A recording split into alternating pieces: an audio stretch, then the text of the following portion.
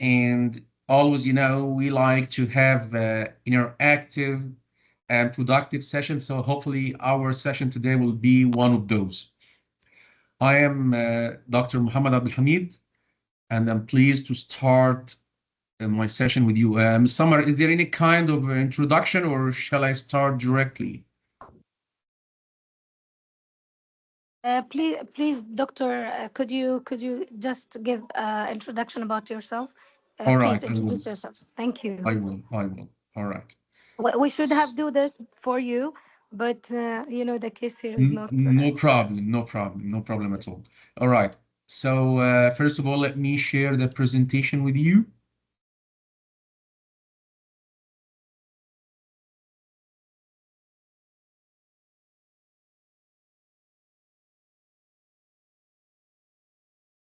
So,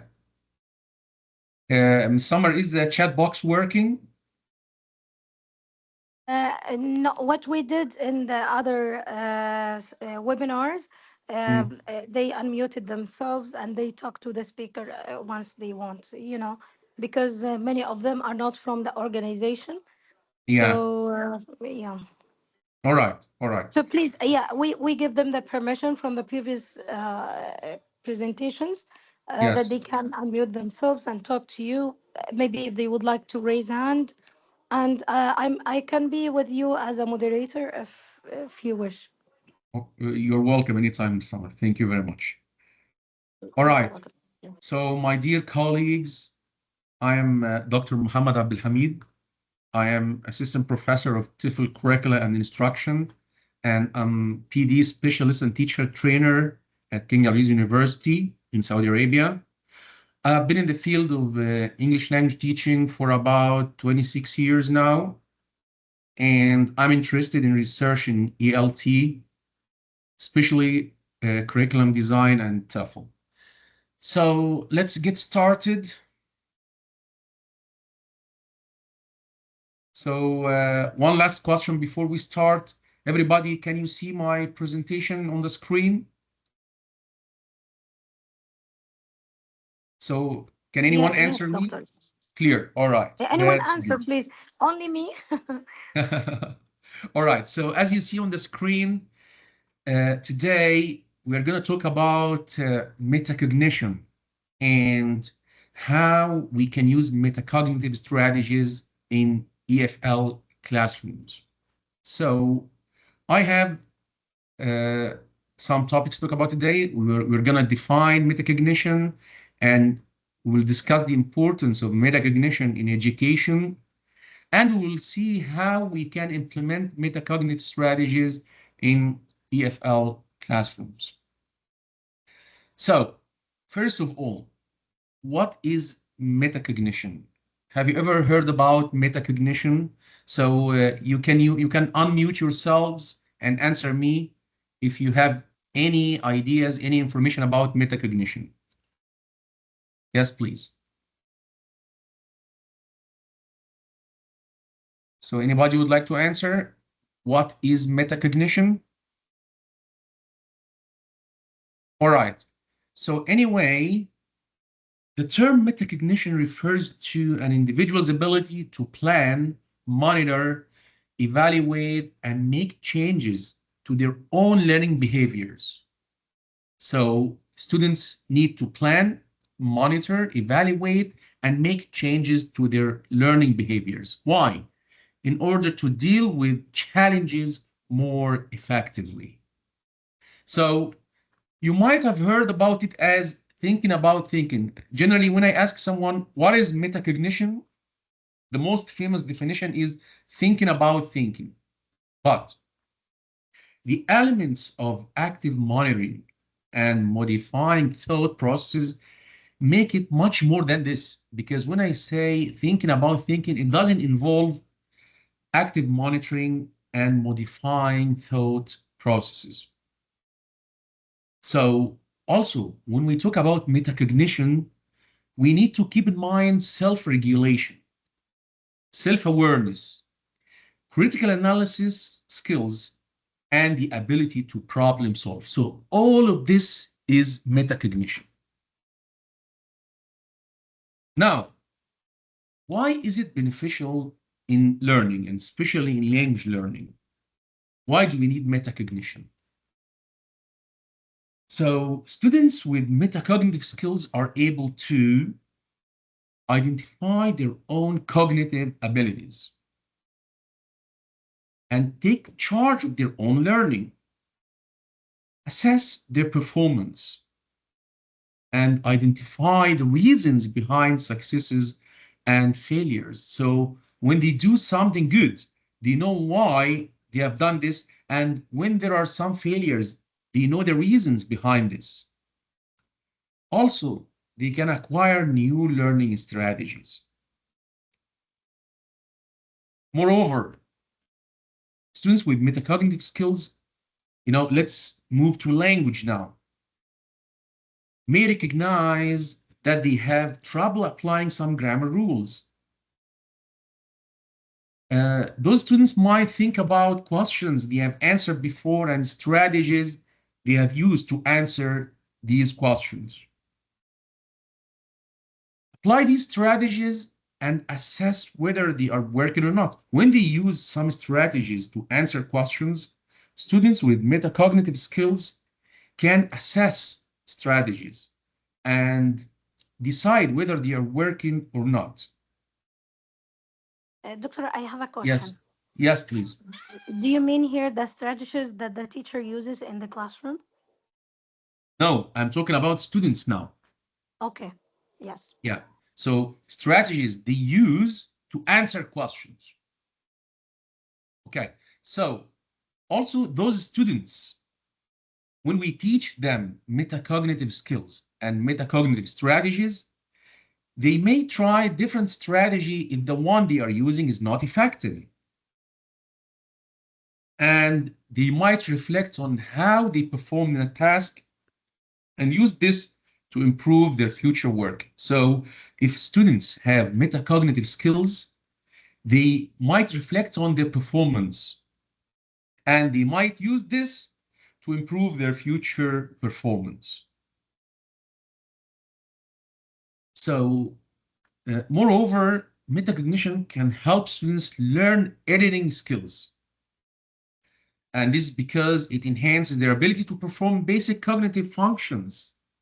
What are these basic cognitive functions? For example, memory, attention, prior knowledge activation, and task completion. So these are the editing skills that metacognition may help students to acquire and enhance. So as you see, I'm writing everything related to the topic. And this, by the way, this is not my habit to write everything, but I know some of you like to take screenshots. And when it comes to metacognition, I think you'll not be able to understand the topic and apply it in your classrooms unless you have everything written. That's why I suggest that you can take screenshots if you would like.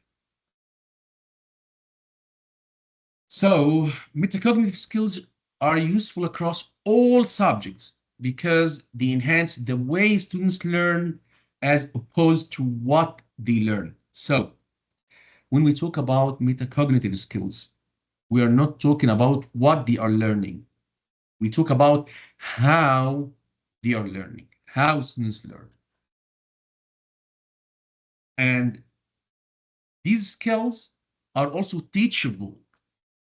And as a result of this, teachers of all subjects should guide their students to learn and develop them. So we can teach metacognitive skills, as you will see, inshallah, later, and students can acquire them. So let's discuss some ideas on how to do this, how to teach metacognitive skills.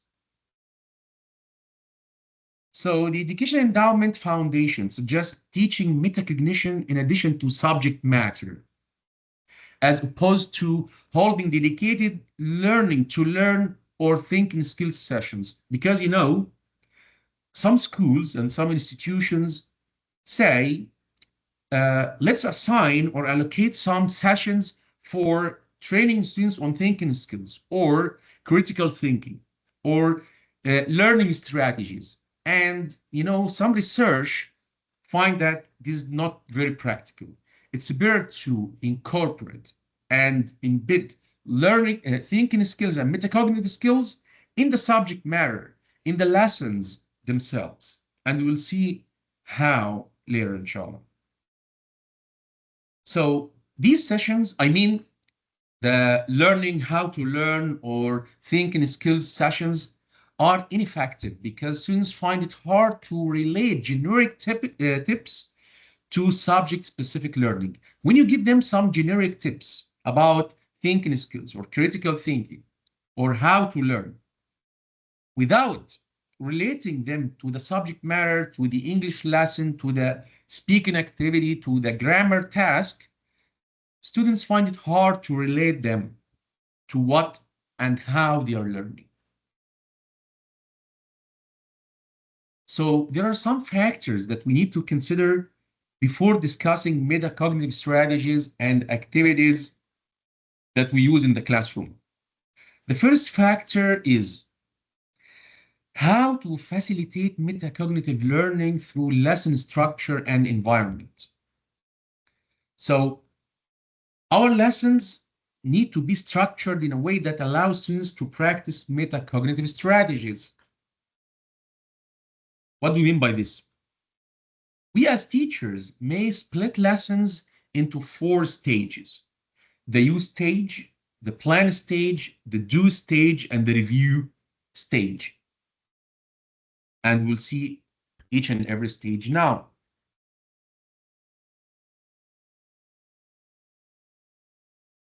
So let's start with the use stage. This stage involves giving students a lesson starter where they need to consider their prior knowledge on the topic and any strategies they have previously used to learn about this topic. So does this remind you of any stages that we use in our regular lessons? The Or lead-in. not? Excellent. The lead-in stage, or activating prior knowledge, activating their schemata. Excellent. So we call this the use stage because students are activating their prior knowledge and they are trying to remember any strategies they previously used to learn about this topic. Then we have the plan stage, which is assigning students a task or a learning goal. So when you give a task to your students, that means there is some kind of learning goal you want them to reach when they achieve this task. So the learning goal needs to be clear and explicit. And students will have to plan their approach to achieve this goal, the strategies they will use, how long it will take them so that they can allocate the right amount of effort, and what could potentially go wrong. So students need to think about all of this before they start conducting or applying or working on a task. Students also predict how they will perform the task, so they can think about their performance and how we are gonna perform this and how well we will do it. Then we move to the do stage, when the students carry out the task and the teacher monitors their progress as they go. So while students are doing the task, as a teacher, I may stop halfway in the middle of the task and give learners sentence scaffolds to reflect on. So while they are doing the task, I can present some sentences or give them a handout or worksheet like some sentence scaffolds, like I am doing the task successfully because, now I am going well because, or this strategy is working because. Why? Why? For example, when I use this strategy to achieve the task, why it is working well, or I'm confused by. I might have to change my strategy because, and my next steps are. So they can complete this while they are working on the task. So it's important to highlight anything they are confused by. Why? Even the student, I can ask my students, what are you confused by? And write your troubles while applying this and while working on the task? Yes, because this shows students that confusion is an integral part of learning. It's okay to have some kind of confusion while working and to have some problems and try to overcome them. This is natural. So recognizing what we don't understand also leads to better metacognition. So when I recognize what I don't understand in a lesson, in a task, whatever, this helps better metacognition. Finally, we move to the review stage, which is generally at the end of the lesson, of course. So the teacher should allow students some time to review what they have learned,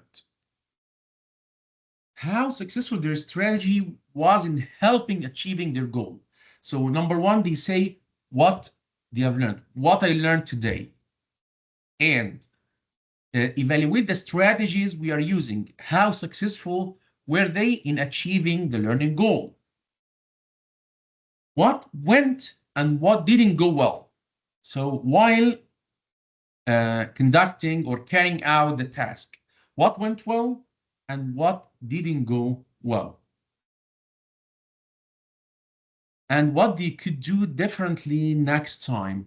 Next time, when I use this strategy or these strategies, what we can do differently. Or if I have a task like this, what I can do differently next time.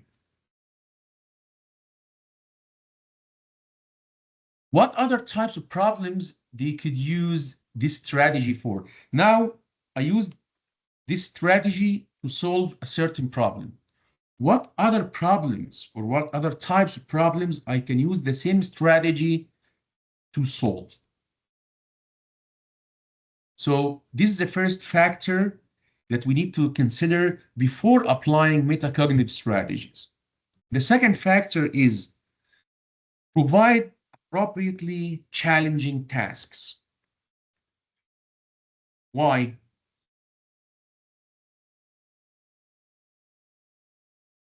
Generally, we use metacognitive strategies to uh, carry out tasks or to achieve learning goals. Those tasks, when we design tasks for students, we have to make them a bit challenging. So they need to be challenging, but within reach. That's really important. Within reach, not too challenging. Why? This will help students to develop metacognitive strategies, learn from their mistakes, and reflect deeply on what they have learned. So if students are giving something challenging to do, they're more likely to remember the information from this task in the future than if they're given something too easy. So if it is a bit challenging, this will help them to remember the information they got from this task. But if it is something too easy, it's also too easy to remember, to forget. However, and that's really important, the work shouldn't be too challenging for their abilities. Because, some teachers say, all right, I give them something challenging that requires a lot of thinking, a lot of thinking skills. No, it shouldn't be like that. Why?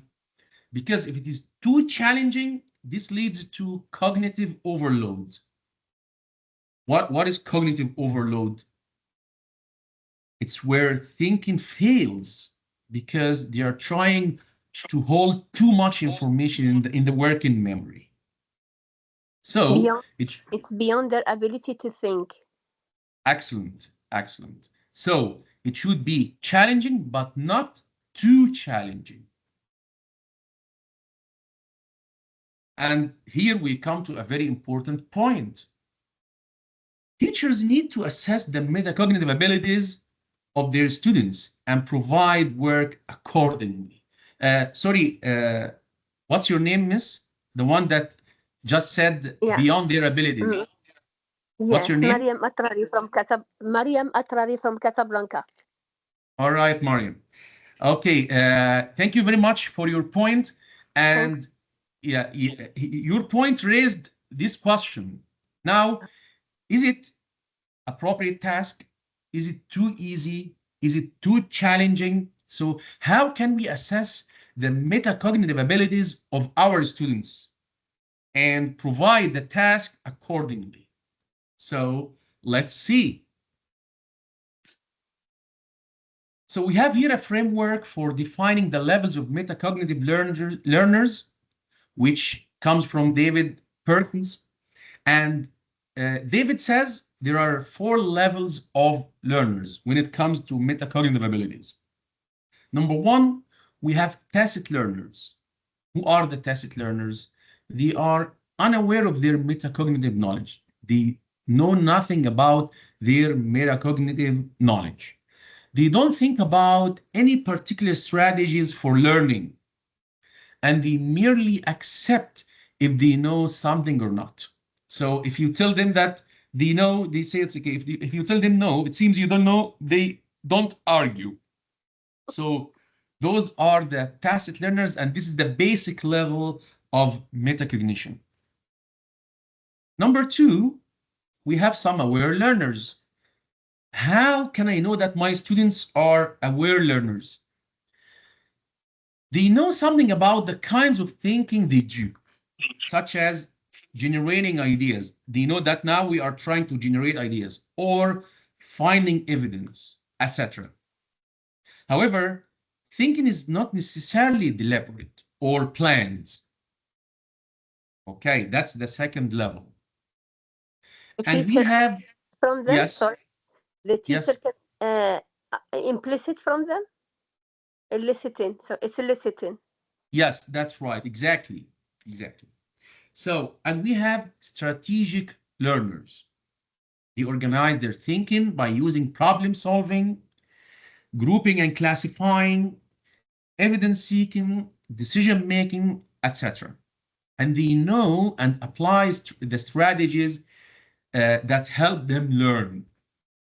Those are the strategic learners. And finally, we have reflective learners. So they are not only strategic about their thinking, but they also reflect upon their learning while it is happening. They reflect upon their learning while it is happening. They consider the success or failure of any strategies they are using and revise them as appropriate. So, once you know what level your students are on, you can plan your support accordingly. For example, with tacit learners, the basic level, you will need to focus on all aspects of metacognition while guiding them through the process of learning. On the other hand, with higher level learners, you can withdraw some support. Now, we are done with the theoretical part of our session. Let's move to the practical part. And what are the metacognitive strategies and activities that we can use in our classrooms? The first strategy is learning journals or thinking journals. So journals help students develop their self-awareness, improve their ability to plan and monitor progress, and promote skills in self-reflection. So if you ask your students to keep journals, they can develop all of these metacognitive skills. Try asking your students to keep personal learning journals and assign them weekly questions to reflect on. So whatever your subject is, And of course, most of us teach English, maybe. But even if you are a math teacher or science teacher, you can ask students to keep personal learning journal. And you know, in order not to keep them in or to leave them in the middle of nowhere, you can direct them by giving them some metacognitive questions that they can answer to keep the progress of their journey. For example, what was easiest for me to learn this week and why? So can you imagine when the students think, what was the easiest thing for me to learn this week and why it was the easiest? What was the most challenging for me to learn this week and why? Was it that grammar point? Was that speaking task when we talked about, for example, global warming? Which study strategies worked well? That's really important.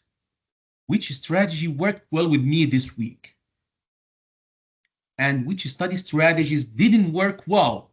And what could I do differently next time if this strategy didn't work well this week? How can I change this? What could I do differently next time? Did my study habits work well for me? And what effect did they have on my learning? So, you know, each and every student has study habits.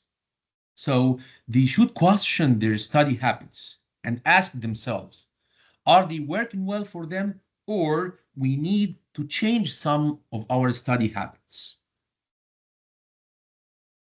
Which study habit could I improve upon next week?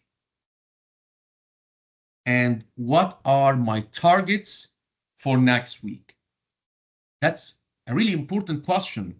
So can you imagine if you ask your students to keep a personal learning journal and answer these questions every week? Do you think that they will not only learn, but they will start thinking about their learning, planning their learning, and monitor their learning? I think things will be different for them. I have a question for you, my dear colleagues. Do you think that this is applicable? We can ask our students to do this?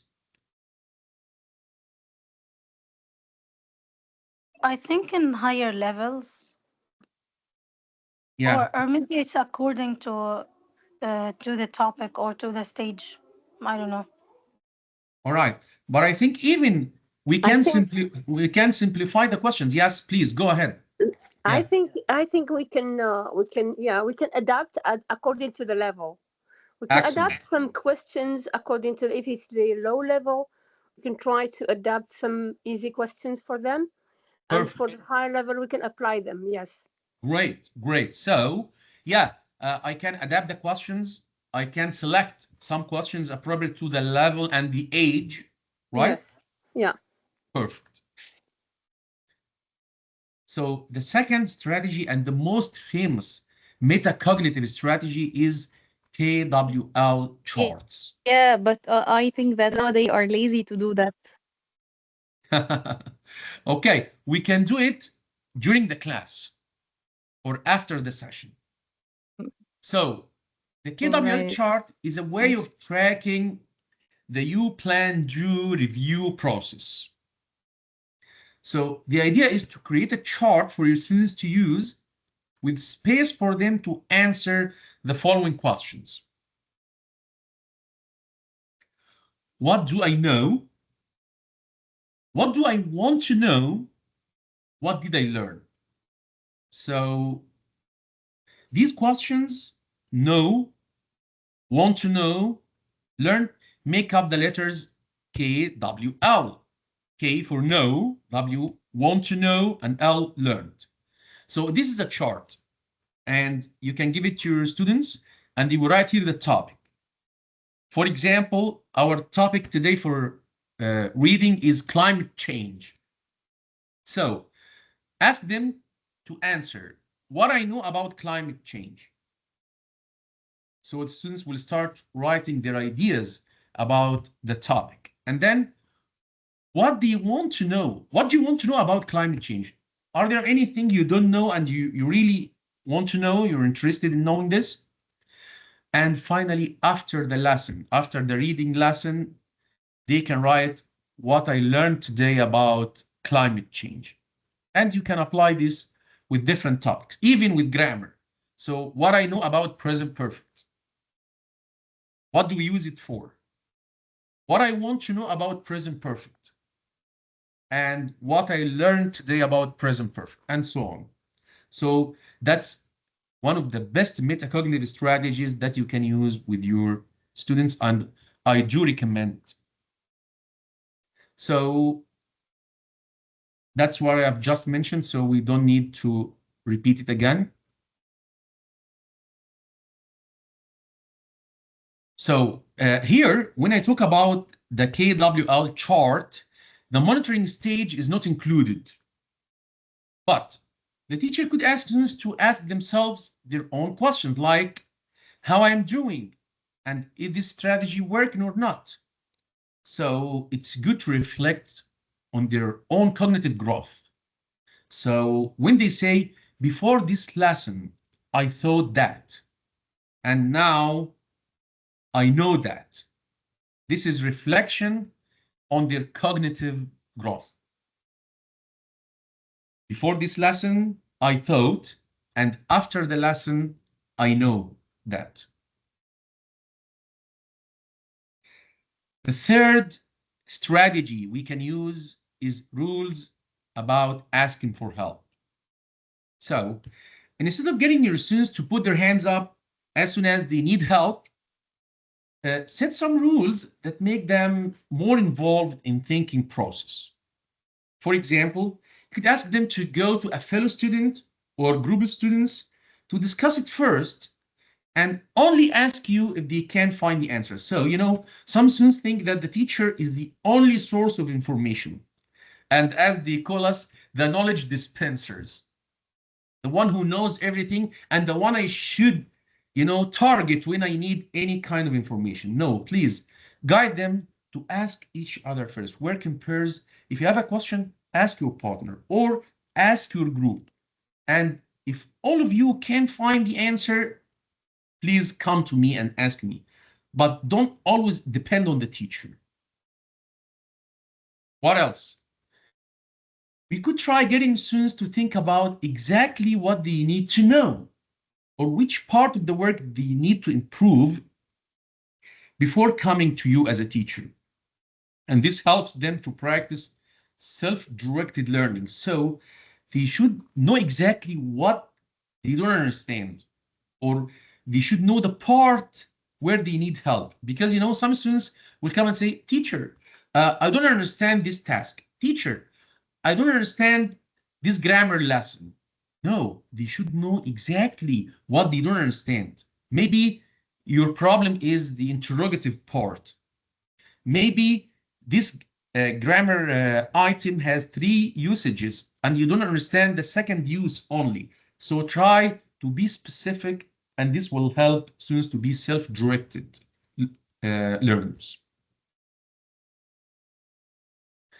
The fourth strategy, and the one I really like, is mnemonics. Have you ever heard about please excuse my dear Aunt Sally, or PEMDAS, which is parentheses, exponents, multiplication, division, addition, and subtraction. So for short, or to help better memory and help students memorize them, it's a popular mnemonic device for recalling the order of operations in math. So in mathematics, we use this mnemonic device or memory device to help students remember the math operations. So they say, please excuse my dear Aunt Sally. Okay? Or Hammonds. So these are called mnemonic devices. And we use them in teaching to help students remember complicated things. When it comes to teaching English, memory aids make it easier to remember hard to spell words, for example, or complex grammar points.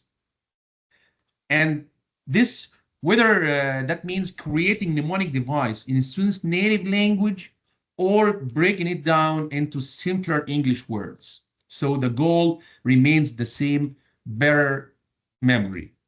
So even, can we create mnemonic devices in students' native language, in Arabic, for example? Yes, sometimes it's not a crime. Okay?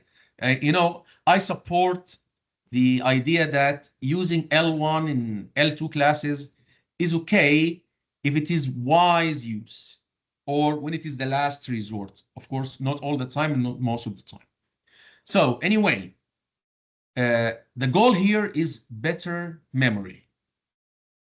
For example, a useful mnemonic device for all levels of English learners is I before E, except after C. Have you ever heard this mnemonic device?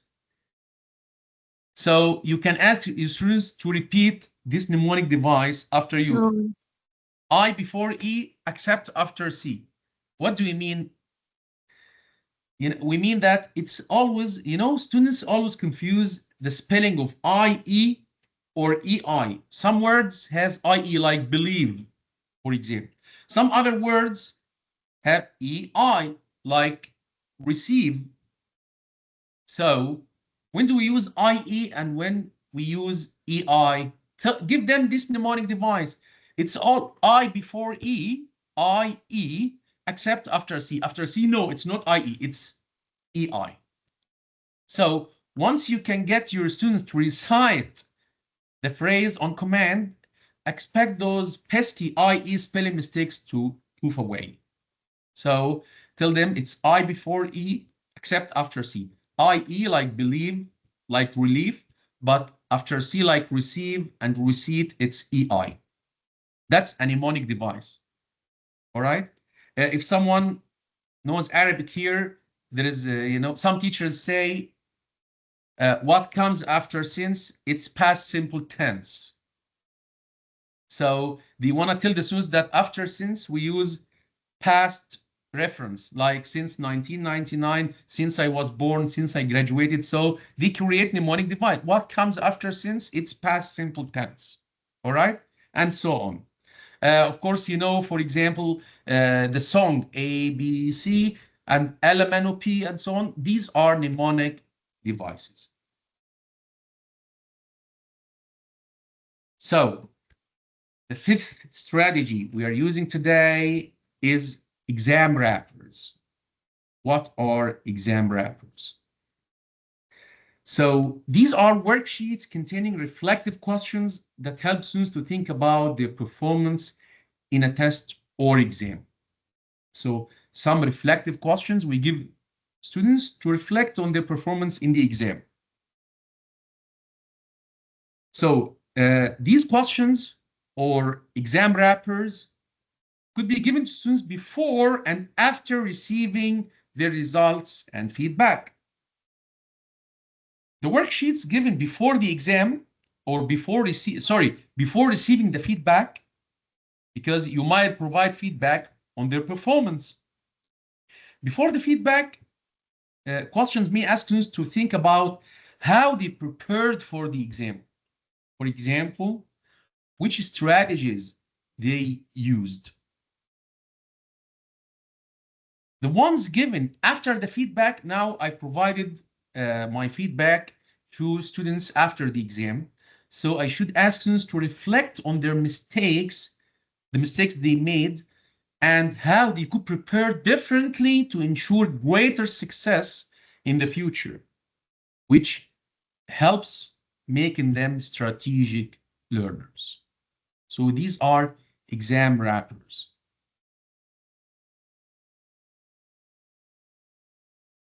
The sixth strategy we are using today is metacognitive talk.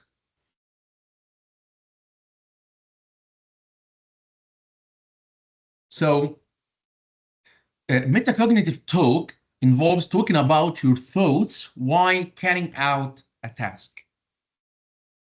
And this can help students to focus and better understand their thought processes.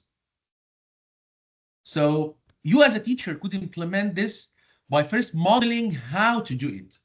So work through a task in front of the class, talk aloud as you do so, and then let the class have a go. For example, now I ask my students to write a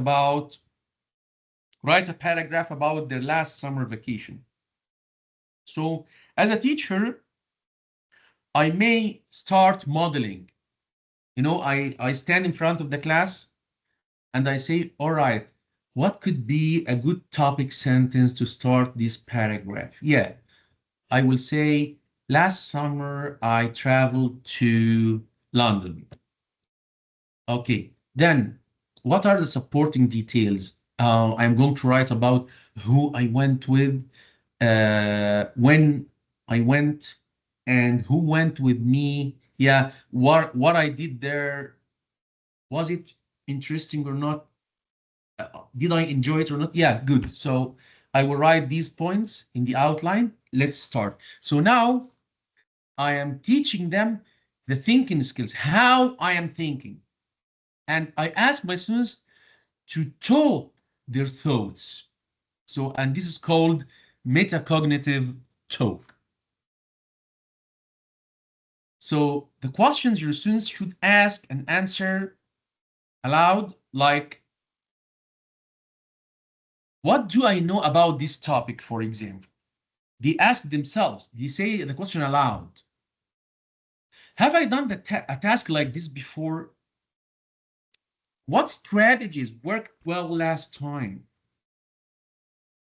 What do I need to do first? And how I'm doing, how I'm working? What should I do next? Should I try a different strategy? How can I ask for help? How well did I do this task? What could I do differently next time? So all of these are metacognitive questions that students could ask themselves aloud while working on a task and after finishing a task. The next strategy that we can use with our students is reciprocal teaching. So have you ever heard about reciprocal teaching? Any information about that? No, to say the truth. No. Thank you for telling the truth. I do appreciate it. And are you interested in getting some information about it? Of course, of course. Now we are practicing metacognition. Exactly. All right. Yeah, Okay. great. I want to know about it, so that's amazing. Okay, so can this picture tell us anything about reciprocal teaching? Who is playing the role of the teacher now? Student. Yes, exactly. Oh, this is peer learning. Yes, perfect. So this strategy allows students to take on the role of the teacher and attempt to teach strategies to other students. And of course, this can help metacognition by deepening their knowledge and understanding of each learning strategy. So can you imagine that now the student will explain to the other students how he answered the questions? What strategies did he use to answer or to do the task, to perform the task? Okay? Maybe the strategic student explains to the tacit student. Perfect, exactly. And Yeah. this also will help the strategic student to become what? Remember number 4? Reflective. To Reflective, become, yes. yeah, to become reflective learner. A thinker. Yes, that's right. So that's a really interesting strategy. And it's called reciprocal teaching. Mm.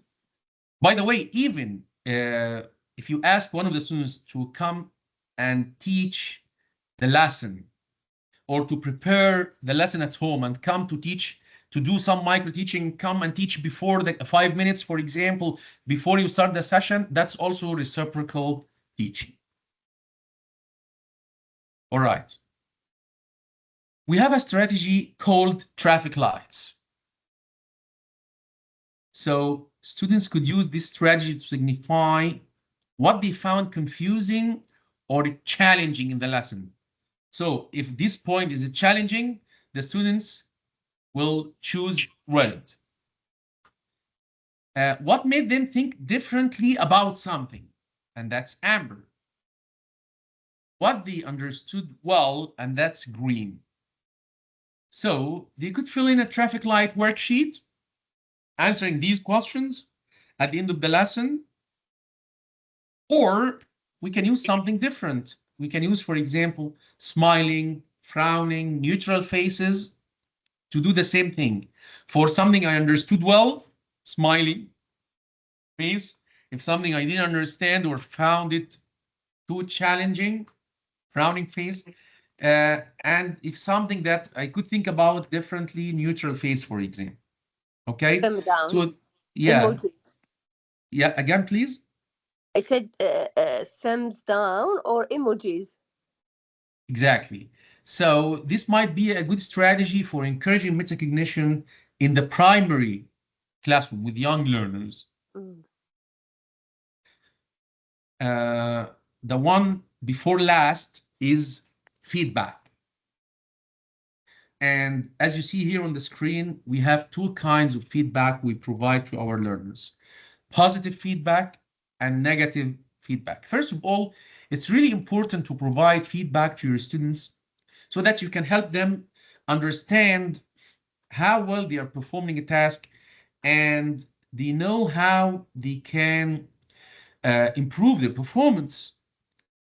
And when I say positive feedback, can you give me an example of positive feedback, my dear colleagues? What do you mean by positive feedback?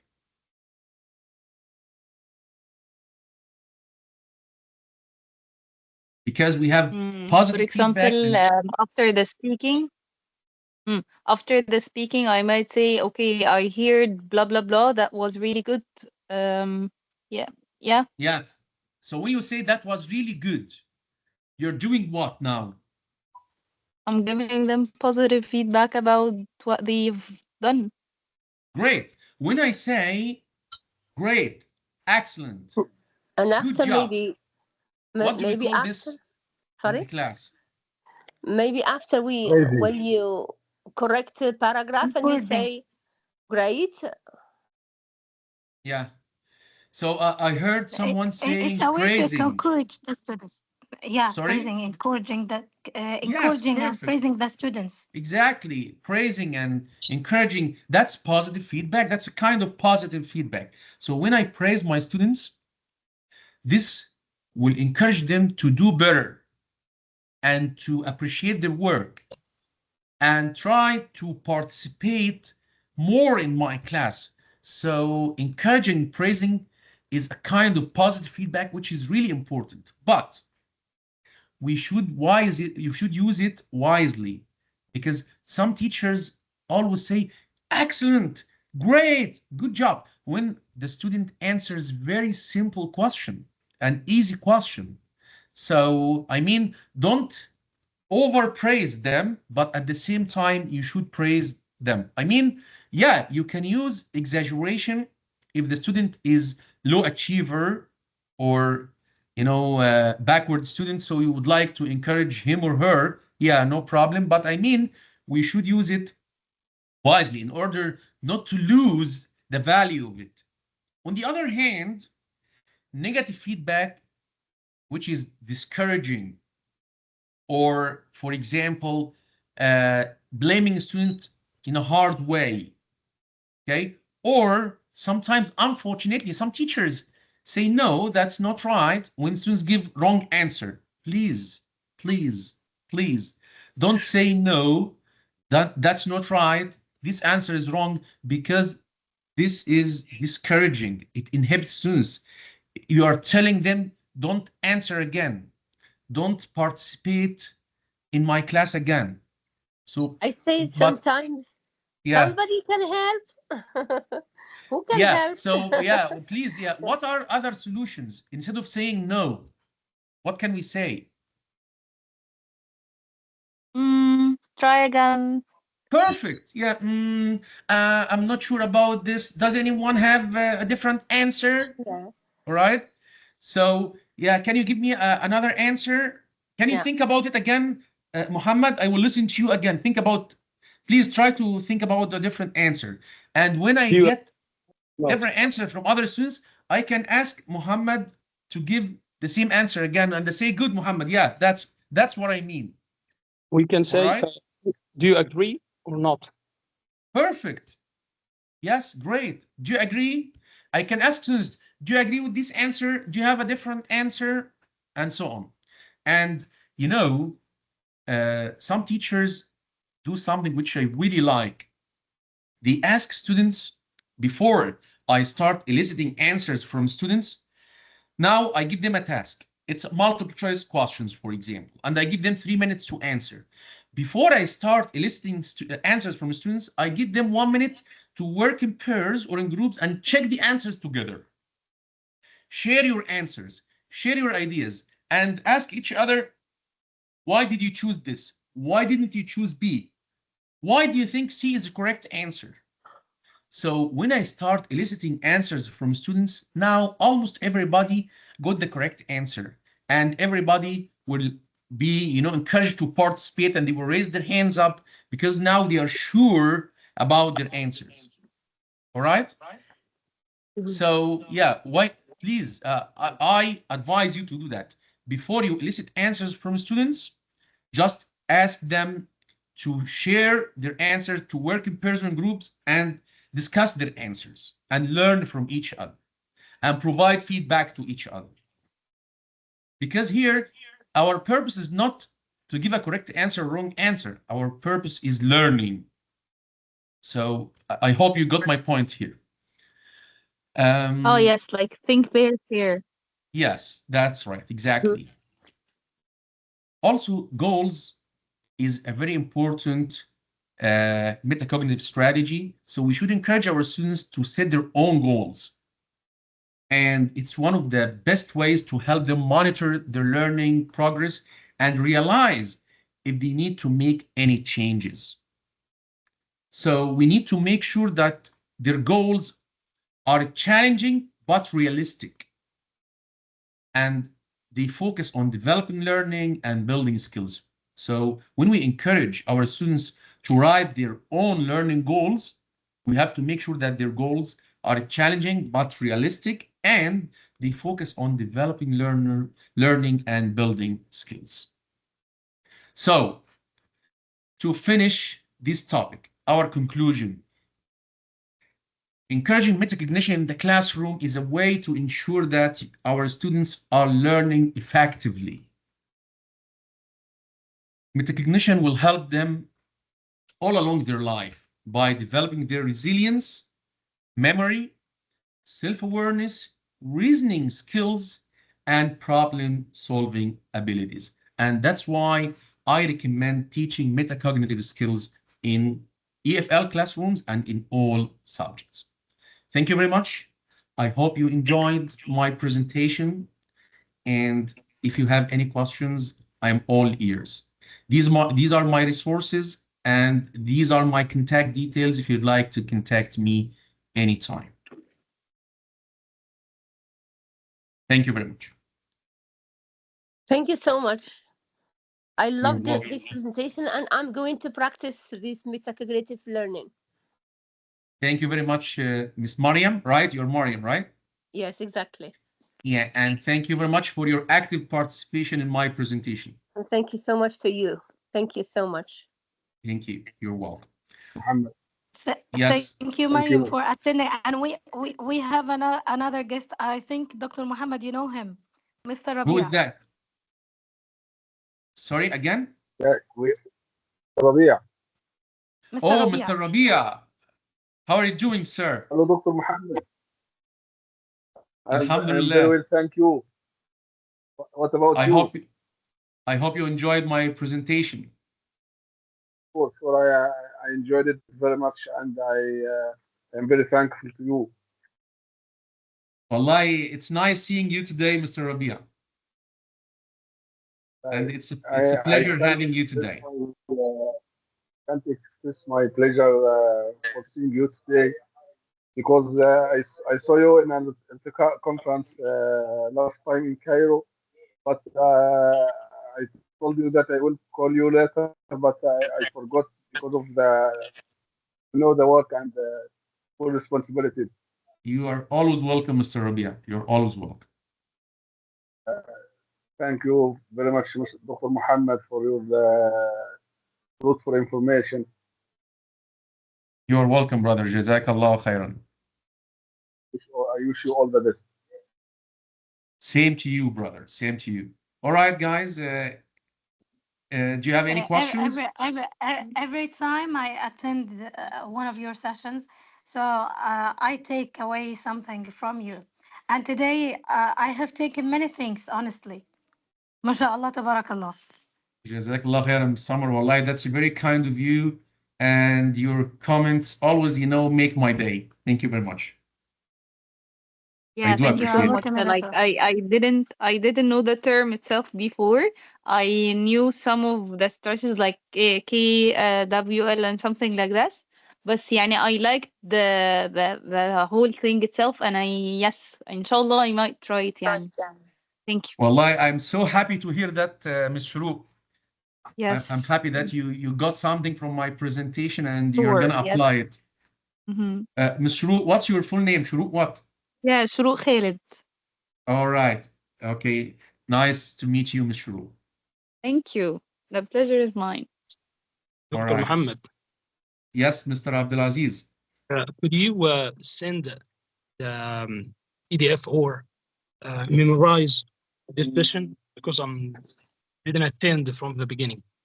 Ah, I see. Because I asked everybody to take screenshots.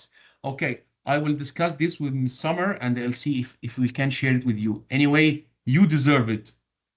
I mean the whole group. Thank you so much. Me too. I need if it's possible. All right. Inshallah, we will see and we'll let you know, inshallah. Thanks a lot. You're Jazakallah welcome. khairan. and what is amazing is that Mr. Hassan was listening to you and this is and he likes your sessions and he always telling me about you. You are the Faris.